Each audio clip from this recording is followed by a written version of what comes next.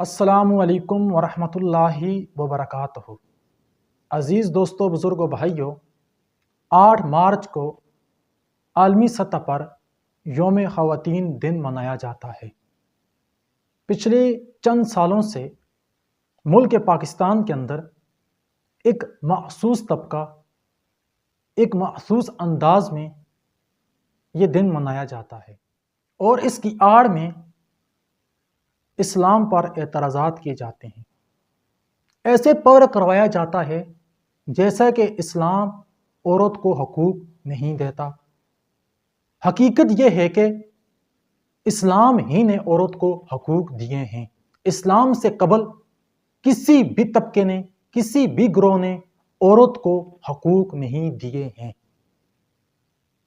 قرآن مقدس کے اندر اللہ رب العزت سورہ اعراف کی آیت نمبر 89 میں فرماتا ہے، اسی اللہ نے انسان کو پیدا کیا، پھر اسی سے اس کی بیوی کو پیدا کیا۔ اسی طرح سورہ نساء میں اللہ رب العزت فرماتا ہے آیت نمبر 1 میں، اے لوگو اللہ سے ڈرو جس نے تمہیں ایک جان سے پیدا کیا، پھر اسی سے اس کی بیوی کو پیدا کیا، پھر ان دونوں سے عورتوں کو اور مردوں کو پیدا کیا اور روح زمین پر پھیلا دیا۔ اب یہاں پر انسان ہونے کی صورت میں مرد اور عورت دونوں برابر ہیں۔ اب اسی طرح اعمال کے اندر، عبادت کے اندر مرد اور عورت دونوں برابر ہیں۔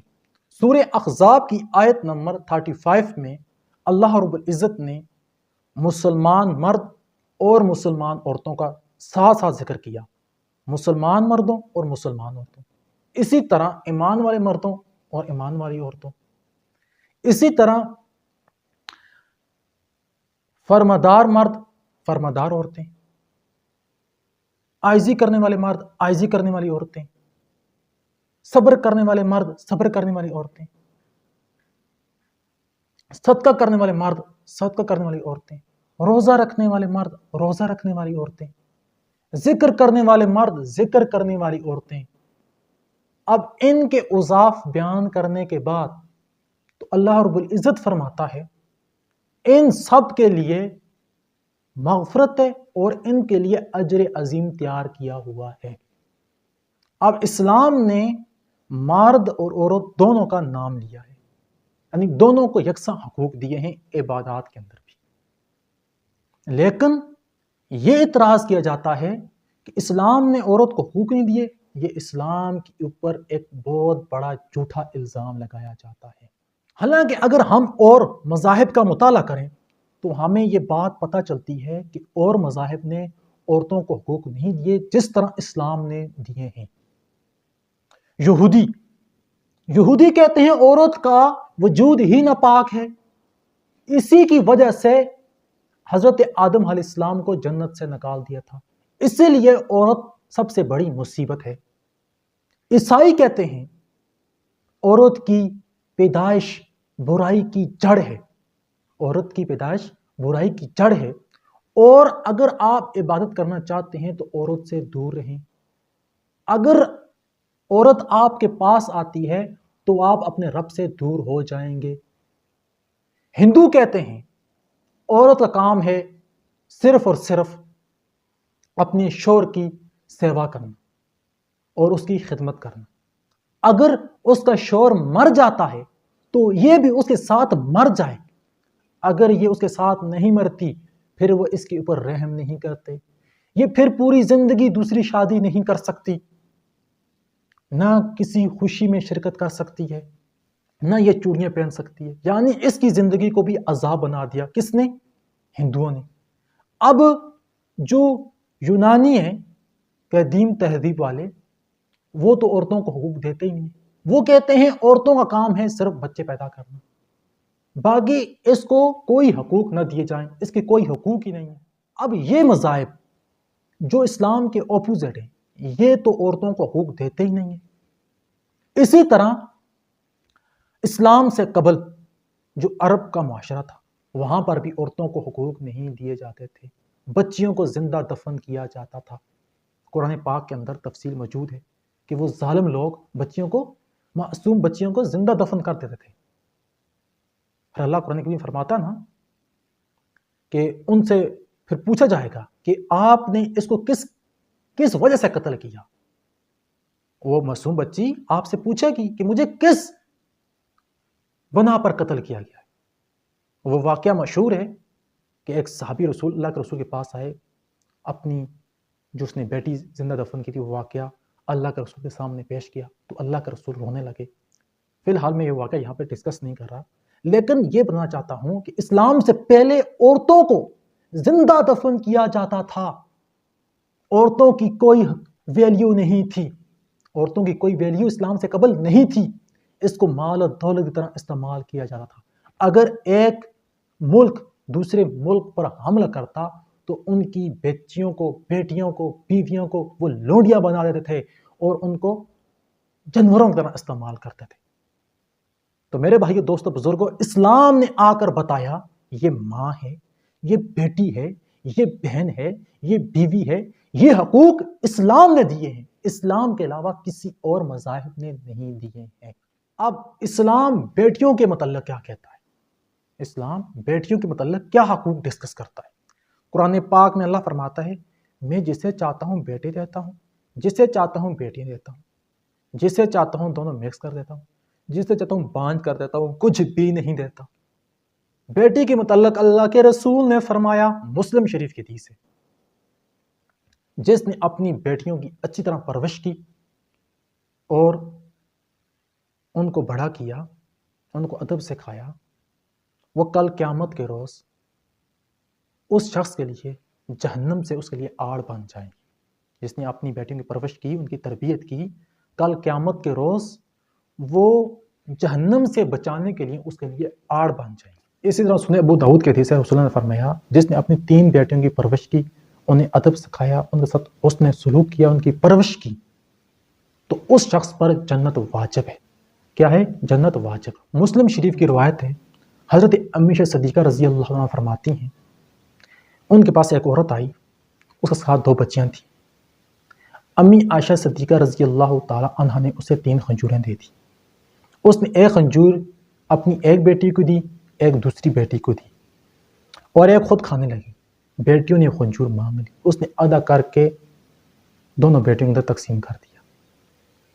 یہ واقعہ حضرت امی عائشہ صدیقہ رضی اللہ عنہ نے رسول اللہ کے سامنے اس کا تذکرہ کیا. اللہ کے رسول نے فرمایا اسی وجہ سے اس عورت پر جنت واجب ہے. کیا ہے؟ جنت واجب ہے.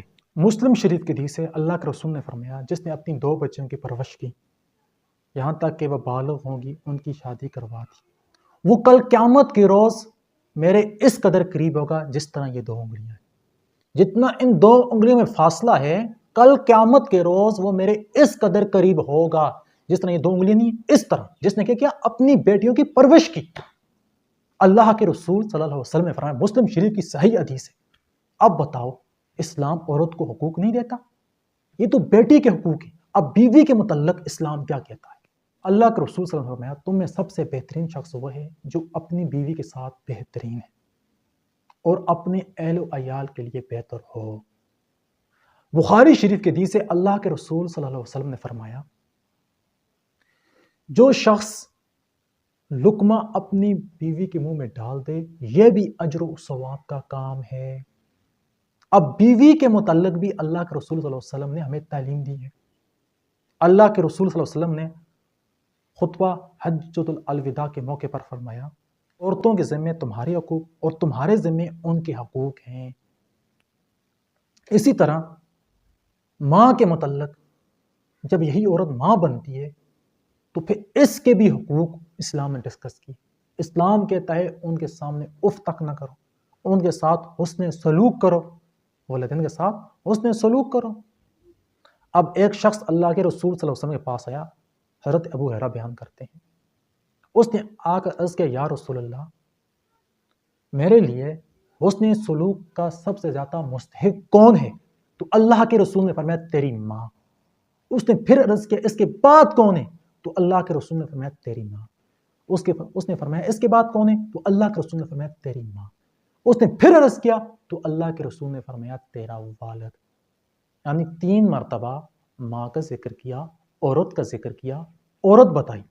تو اللہ کے رسول نے عورت کو 3 مرتبہ ڈسکس کیا، مرد کو چوتھے نمبر پر ڈسکس کیا، چوتھے آخر میں ڈسکس کیا. اب بتاؤ کیا اسلام عورت کے حقوق نہیں دیتا؟ بیٹی ہو تب حقوق دیتا ہے، بیوی ہو تب حقوق دیتا ہے، ماں ہو تب حقوق دیتا ہے. اسلام تو حقوق دیتا ہے. اسلام تو یہاں تک کہتا ہے اگر اس کی والد کی وراثت ہے، وراثت میں سے عورت کو حصہ دو، مرد 2 لے، عورت آدھا لے. اسلام تو عورت کو ہر طرح کے حقوق دیتا ہے. پوری سورۃ النساء عورتوں کے حقوق ڈسکس کرتی ہے، عورتوں کے حقوق بیان کرتی ہے. سورہ نور عورتوں کے حقوق بیان کرتی ہے، اور مختلف مقامات پر عورتوں کے حقوق ڈسکس ہوئے ہیں قرآن پاک کے اندر. یہ کون کہتا ہے کہ اسلام حقوق عورت کو نہیں دیتا؟ سب سے زیادہ اسلام ہی عورت کو حقوق دیتا ہے. عزت اسلام کی وجہ سے عورت کو ملی. آج عورتیں نخرہ کرتی ہیں کہ اسلام ہمیں عزت نہیں دیتا. سب سے زیادہ عزت اور مقام اگر عورت کو جس مذہب کی وجہ سے ملا ہے وہ مذہب صرف اور صرف اونلی اسلام ہے. اسلام کے علاوہ کسی اور مذاہب نے عورت کو عزت نہیں دی. یہ تو چکی کی طرح پیسی جا رہی تھی. آپ مطالعہ کر کے دیکھ لیں، آپ اس نتیجے پہنچیں گے کہ اسلام ہی نے عورتوں کو حقوق دیے ہیں. اسلام کے علاوہ کسی اور مذاہب نے عورت کو حقوق نہیں دیے. تو میری ماؤں بہنوں، حضرت امی فاطمہ رضی اللہ تعالی عنہ جیسی بن جاؤ، حضرت امی عائشہ صدیقہ رضی اللہ تعالی عنہا جیسی بن جاؤ، حضرت مریم علیہ السلام جیسی بن جاؤ، حضرت آسیہ علیہ السلام جیسی بن جاؤ، حضرت خدیجہ الکبریٰ رضی اللہ تعالی عنہا جیسی بن جاؤ. تو انشاءاللہ آپ کی زندگی اور دنیا دونوں کامیاب ہو جائیں گے. اگر بیٹی نہ حسد ہوتی، بیٹی نہ پاک ہوتی، تو میرے پاک پیغمبر محمد رسول اللہ صلی اللہ علیہ وسلم کی 4 بیٹیاں نہ ہوتی. میرے پیارے نبی کی 4 بیٹیاں اس بات پر دلالت کرتی ہیں کہ بیٹیاں نہ پاک نجس نہیں ہیں، یہ اللہ پاک کی رحمت ہے. تو میرے پاک پیغمبر نے بیٹیوں کے حقوق ڈسکس کیے. پر میں کل قیامت کے روز اس طرح قریب ہوگا جس طرح یہ 2 میری انگلیاں ہیں. جس نے اپنی بیٹیوں کو 2 بیٹیوں کی پرورش کی، وہ کل اللہ کے رسول کے بھی اتنے قریب ہوگا. اگر آپ چاہتے ہو کہ اللہ کے رسول کے اتنے قریب ہو جاؤں تو اپنی بیٹیوں کی اچھی طرح پرورش کریں اور ان کی بیاہ شادی کروائیں، تو اللہ کے رسول کل قیامت روز آپ اتنے قریب ہو جائیں گے. اور جو یہ نعرہ لگا جاتا ہے میرا جسم میری مرضی، ارے یہ جسم بھی اللہ کا ہے، مرضی بھی اللہ کی ہے. یہ نعرہ ہی کفیہ نعرہ ہے. اس دن جو نعرہ مارا جاتا ہے یہ نعرہ کیا ہے؟ کفیہ نعرہ ہے، کیونکہ اسلام آلریڈی عورت کو حقوق دے رہا ہے جس طرح میں نے آپ کے سامنے ڈسکس کی. اب یہ نعرہ مارنا کہ میرا جسم میری مرضی، یہ نعرہ فرعونیت ہے، یہ کتاب اللہ اور سنت رسول اللہ کے خلاف ہے. لہٰذا میرے بھائیو دوستو بزرگوں، اس دن اس محفل میں مت شریک ہوں. نہ اپنی بیٹیوں کو بھیجو، نہ خود جاؤ. کسی طرح اس کو پروموٹ مت کرو. یہ کفر کو پروموٹ کرو گے تو اللہ کی قسم جہنم میں فرقہ ایندھن بن جاؤ گے. اگر جنت میں جانا چاہتے ہو، کیونکہ اسلام نے عورتوں کے حقوق ڈسکس کیے ہیں، تو پھر آپ اس محفل سے بچ جائیں، گھروں میں رہیں، اپنی بیٹیوں کو باہر مت بھیجیں. یہ فیس بک نے، ٹک ٹاک نے ہماری بیٹیوں کی زندگیاں تباہ کر دی. خاص طور پر پاکستان کے اندر جو ڈرامے ٹی وی کے اوپر لگائے جاتے ہیں، یہ کفریہ ڈرامے جنہوں نے اسلامی معاشرت کو بگاڑ کر رکھ دیا ہے. خدا را اس سے خود بھی بچیں اور اپنے اہل و عیال کو بھی بچائیں، ورنہ کل قیامت کے روز آپ سے سوال ہوگا اور آپ جہنم کا پھر ایندھن بنیں گے. میں اللہ رب العزت سے دعا گو ہوں کہ اللہ رب العزت آپ کی بیٹیوں کو، ہماری بیٹیوں کو اپنے شرم و حیا میں رکھے، اور ہم سب کو مرتے وقت کلمہ طیبہ ہماری زبانوں پہ جاری فرمائے، اور ہمیں حق بات کہنے کی اور حق بات آگے پہنچانے کی توفیق عطا فرمائے. وما علینا الا البلاغ المبین.